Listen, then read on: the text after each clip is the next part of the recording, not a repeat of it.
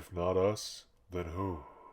Let's not lie to ourselves. We've often thought of things such as who's gonna fix this country? Who's gonna make the movie like I just thought of? Who will write on the subject I'm thinking of?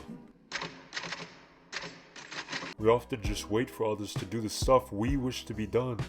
It's funny when you think about it, because I'm literally making this video with a fairly large gap from my previous video.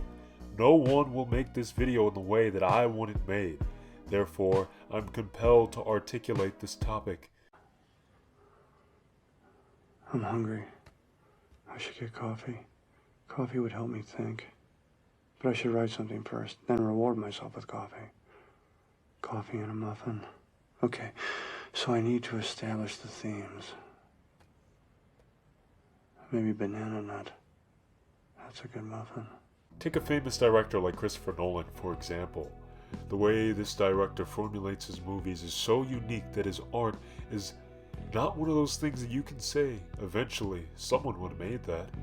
Nolan's movies are wholeheartedly his own. Without him, the world lacks Inception, Dark Knight, and Tenet. Honestly, the world could have been okay without Tenet. One less confusing thing in this already confusing world. Aim it and pull the trigger.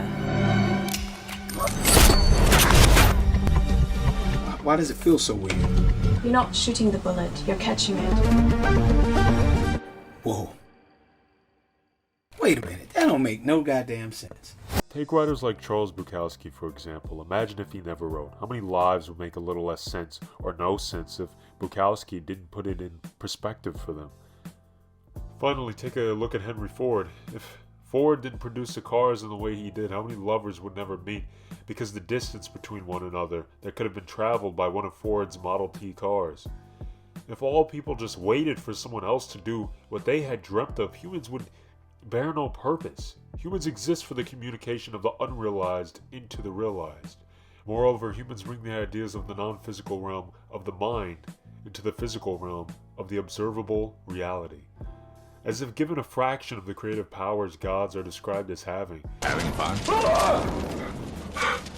To squander this would be an insult to the very creatures we are. A spit in the face of the power that lurks beneath the surface of all creation.